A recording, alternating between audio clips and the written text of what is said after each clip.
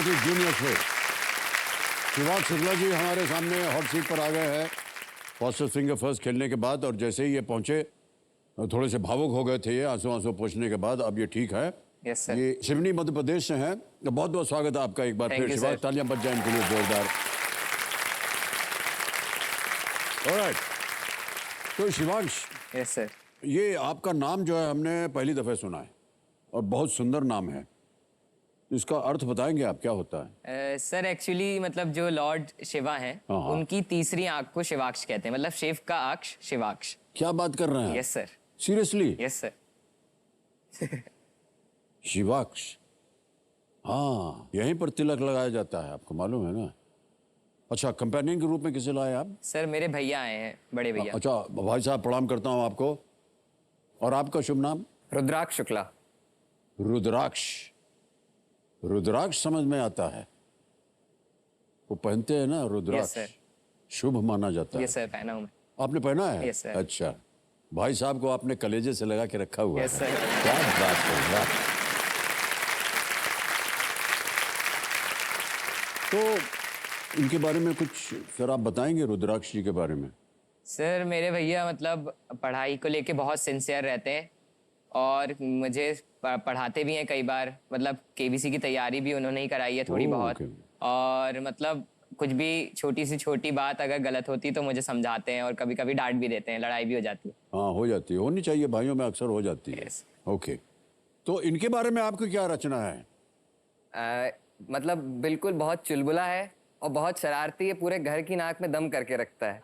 और मतलब अगर इसकी सबसे इरिटेटिंग आदत वो ये है कि जब भी कोई सीरियस इशू चल रहा होगा उसमें हंस देगा। यानी बिला वजह हंस देगा? हाँ, अगर कोई इसको डांट रहा है तो ये 1 मिनट सुनेगा, 2 मिनट सुनेगा और फिर हंस देगा। तो सामने वाले को और गुस्सा आ जाता है कि मैं डांट रहा हूँ और ये हंस रहा है। तो कई बार इस चक्कर में ज्यादा डांट पड़ जाती है। ऑलराइट भाई साहब, एक बार फिर तालियों के साथ आपका हम स्वागत करते हैं। हमको ये बोल रहे हैं कि आपका रिपोर्ट कार्ड देखा जाए। देख लें? Yes. Can we see the report card please? ये आ गया। शिवाक्ष शुक्ला, 14 वर्ष की उम्र है इनकी। केंद्रीय विद्यालय सिवनी 9वीं कक्षा में पढ़ रहे हैं ये। Likes singing, playing harmonium, Sanskrit and playing cricket. अरे बाप रे। Dislikes parents doing partiality between him and his brother. Achievements, first prize in district level singing competition. अरे वाह, ये बहुत अच्छी बात है। सिबलिंग्स रिमार्क, थोड़ा अड़ियल सा है लेकिन जैसा भी है मेरा है। क्या बात है भाई साहब।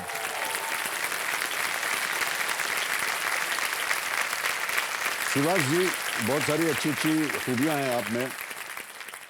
आप हारमोनियम बजाते हैं, आप गाना गाते हैं। संस्कृत आमतौर पर बड़ा मुश्किल माना जाता है, जो लोग संस्कृत पढ़ना चाहते हैं, लेकिन वो आपको पसंद है।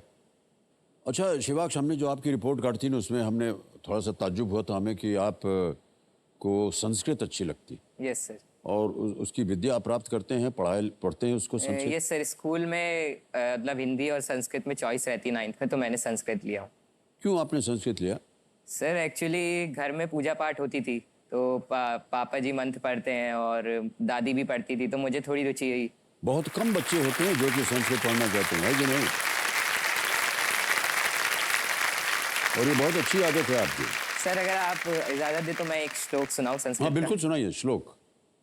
गुणा गुणगेषु गुणा भवन्ति, ते निर्गुणं प्राप्ते भवन्ति दोषा, सुस्वादुतोया प्रभन्ति नद्या, समुद्रमासाद्य भवन्ति पेहा। इसका अर्थ होता है सर कि जब तक गुण गुणी व्यक्तियों के पास रहता है तो वो गुणी रहता है, पर जैसे ही वो अवगुणी लोगों के पास चले जाता है तो वो अवगुण बन जाता है। उसी तरह जैसे नदी का पानी नदी में जब तक रहता है तो वो पीने योग्य रहता है, और जैसे ही समुद्र या सागर से जाके मिल जाता है तो अपेय हो जाता है। क्या बात है, इतना ज्ञान आपको प्राप्त है।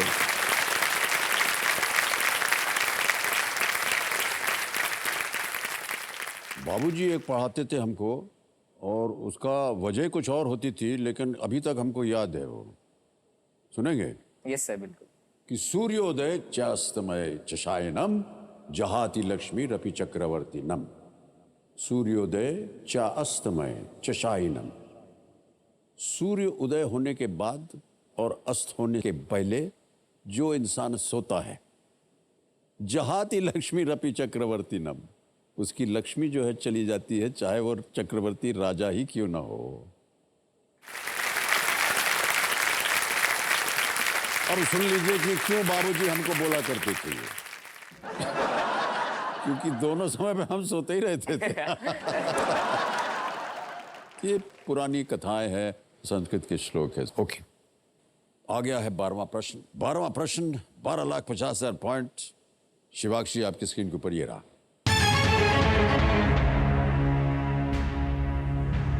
वामन पुराण के अनुसार किनके यमुना या कालिंदी में छलांग लगाने पर नदी का पानी काला हो गया था? According to the Vaman Puran, who jumped into the Yamuna or Kalindi, resulting in the water of the river turning black? Options देखिए। A,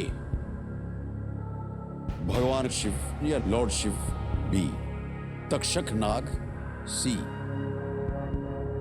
भगवान कृष्ण या लॉर्ड कृष्ण। D, गॉडेस काली या देवी काली। सर बी या डी में से लग रहा है।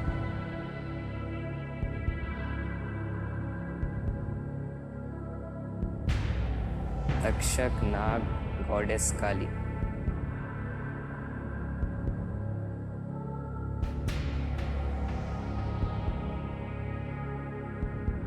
सर मैं लास्ट लाइफ लाइन लेंगे। ऑलराइट, तो लास्ट और आखिरी लाइफलाइन है वीडियो कॉल द एक्सपर्ट। आनंद कुमार जी हमारे एक्सपर्ट हैं। सबसे पहले तो ज्ञाननाथ जी इस लाइफलाइन को अंकित कर दिया जाए, और आनंद कुमार जी जो कि हमारे एक्सपर्ट हैं उनको वीडियो कॉल लगाया जाए।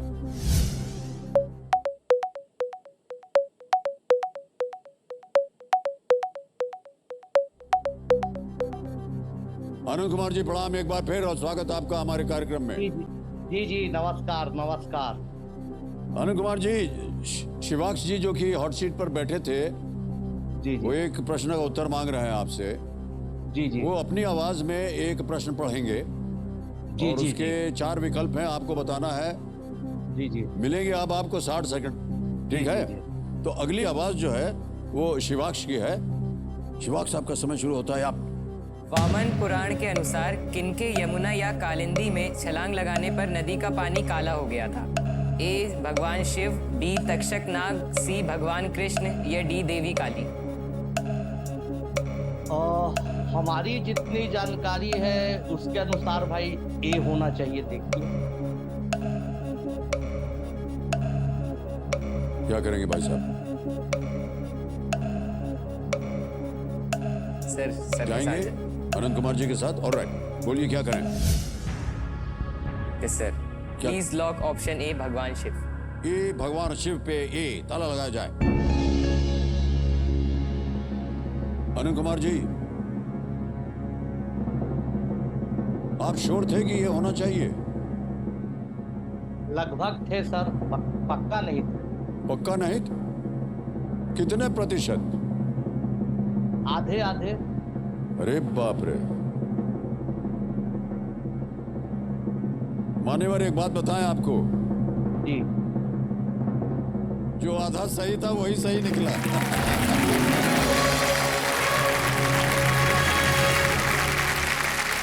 बिल्कुल सही जवाब दिया आपने। जी देवी सती की मृत्यु से दुखी भगवान शिव यमुना में प्रवेश कर गए, जिसके परिणाम स्वरूप यमुना का पानी काला हो गया और उसका नाम कालिंदी पड़ गया। धन्यवाद दे दीजिए Anand Kumar ji. Thank you sir, thank you so much. धन्यवाद धन्यवाद। बहुत बहुत धन्यवाद आपका आनंद कुमार जी। एक बार फिर तालियों के साथ आपको हम धन्यवाद देते हैं।